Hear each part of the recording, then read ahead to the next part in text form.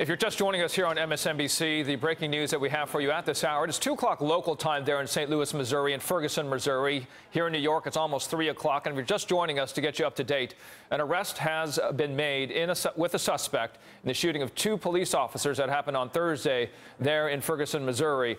And the name of the suspect that they have released so far, Jeffrey Williams, 20 years old, an individual from the area of St. Louis, Missouri. They did not give us any more information about that.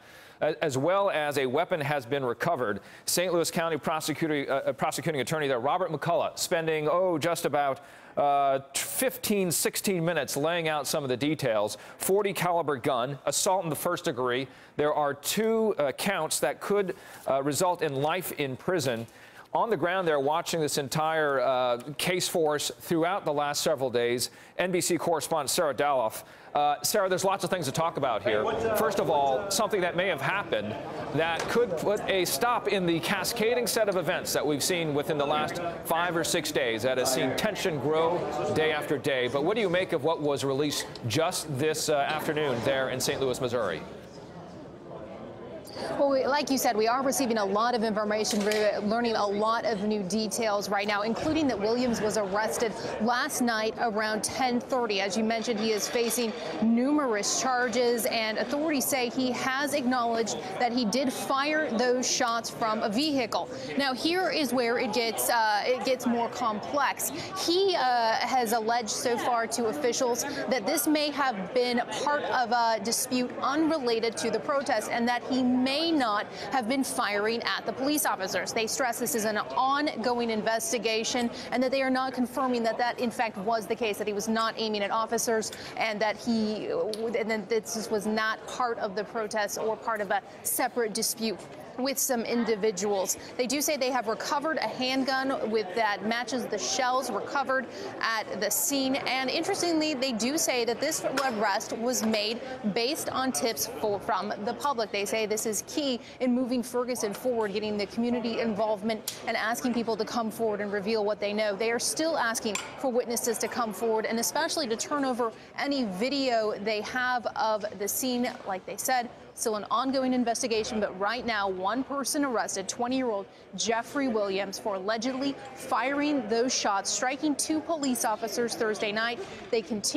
morning, I apologize. They continue to recover. They have been notified of his arrest, and authorities say they are doing better in their recovery. Back to you. You know, Sarah, as we were listening to some of the details here, they're saying that, as you're noting, result of the public calling in and giving them details, and that he was at one point, this suspect is, at one point part of the demonstrating group, and that it was towards the end of that arc of the demonstrations that evening, as you have just noted, but evidently that he had then moved into, the suspect did, Jeffrey Williams, into a situation where he used a handgun at a distance, at least it was estimated, right, early on, that it was across the street or a good distance away from where the officers were. And I guess on the ground, as they were putting together all this information, tell us about the lead up until today in terms of what they were saying and how they were going about it, who was involved, and the details that they were trying to bring in to get to this outcome that they have today.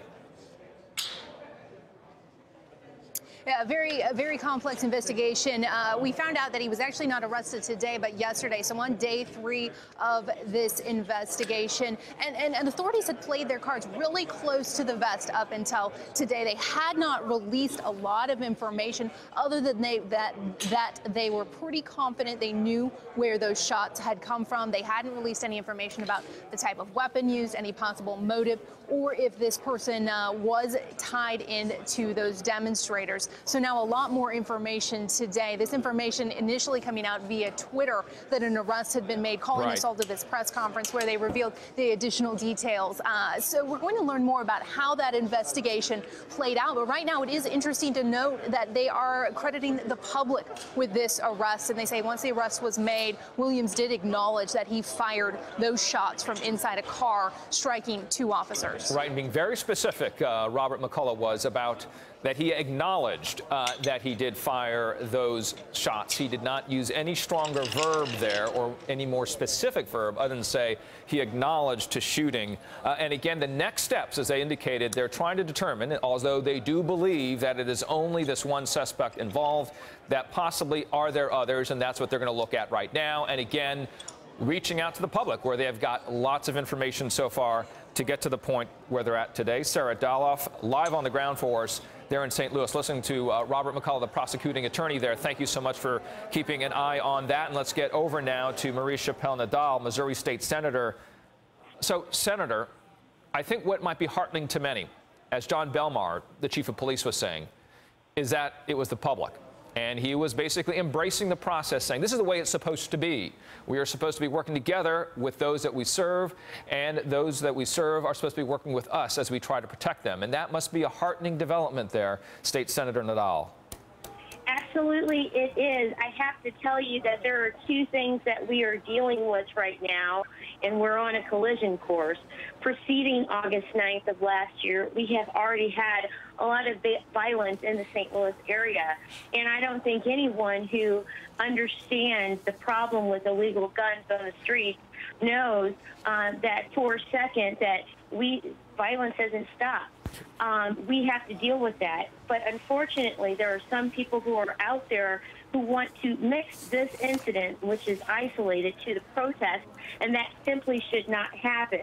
We have had a very long issue with violence in the streets, and it's something that we've been trying to address with St. Louis County police officers for years now. And so we're going to find out, why is this person dealing in this manner at something that is so critical in time when it comes to bringing peace to communities that have been bullied by some police officers throughout the nation. These are two distinct situations that we're in right now and should be judged that way as well. March 15 here, State Senator, today is March 12th. The demonstrations, the shooting is when it happened. That was Thursday, early morning.